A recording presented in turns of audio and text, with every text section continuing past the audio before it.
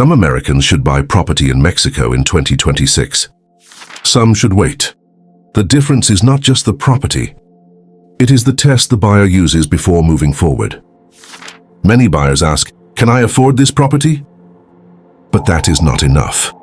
A property can pass the price test and still fail the ownership test. The listing may say buy, but the ownership plan may say wait. If you're an American thinking about buying property in Mexico, this is the decision filter I would use before signing, sending money, or emotionally committing to the wrong property. Here is where the mistake usually starts. The buyer sees the listing price. The property looks affordable. The numbers seem possible. So the decision starts to feel simple. But buying property in Mexico is not only the moment you agree to the price.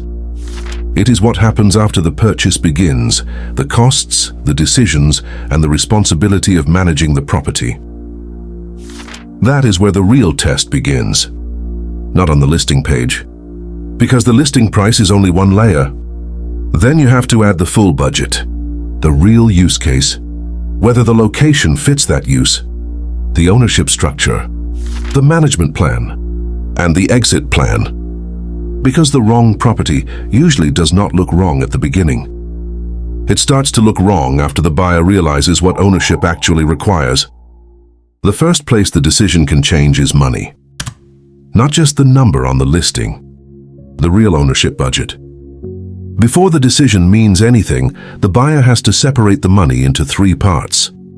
Money needed before closing, money needed at closing, and money needed every year after ownership begins. This is where the price can still look affordable. But the ownership budget starts to pressure the decision. The price may fit, but annual costs, maintenance, management, and reserve money can change the answer. That is the problem. The buyer is not just buying the property.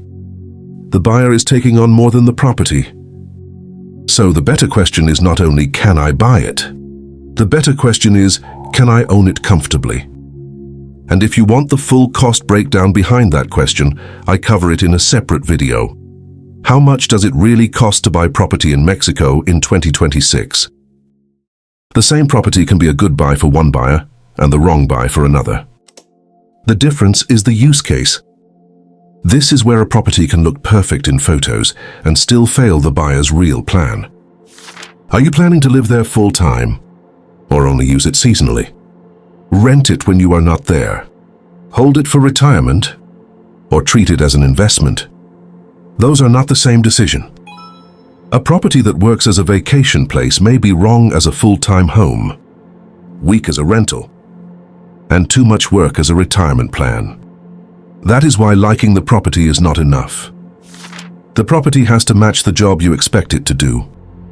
So before the buyer asks, "Do I like it?" the better question is, what is this property really for? The third place the decision can change is location. Many buyers ask, what is the best place to buy in Mexico? But the better question is, which location fits the way I plan to own the property? Different locations can make sense, but they do not serve the same buyer. Some places feel perfect for a vacation week, but become less practical when ownership requires services, management, and resale. So the real test is not, would I enjoy visiting here? It is, would this location still work after the vacation feeling is gone? The fourth place the decision can change is ownership structure. In Mexico, the buyer is not only checking the property, the buyer is checking how ownership will be held. In some areas, especially near the coast or border, foreign buyers may use a bank trust structure called a fideicomiso. That does not make the answer automatically no. But before signing or sending money, the buyer should know exactly how ownership will be set up. The weak question is, can Americans buy property in Mexico? The stronger question is, what ownership structure will be used, what document proves it, and what costs continue after closing? If the buyer does not know that yet, the decision is not ready. Not because the answer is no, because there is not enough information to say yes. The fifth place the decision can change is the management plan. Many buyers think the hard part ends at closing. But ownership continues after the buyer leaves Mexico. The buyer should know who checks the property, who handles maintenance, who pays the recurring bills, and who responds when something goes wrong. This matters especially for part-time or seasonal owners. A property can look manageable during the showing and become difficult when the owner is not there. So the weak assumption is, I will figure it out after closing.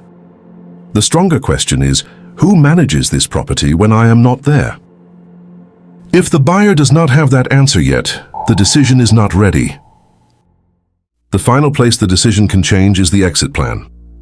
Many buyers think only about getting into the property, but a stronger buyer also asks how they would get out if the plan changes. If the property is hard to resell, hard to transfer, or hard to explain to the next buyer, the decision changes. So the weak question is, do I want to buy this property?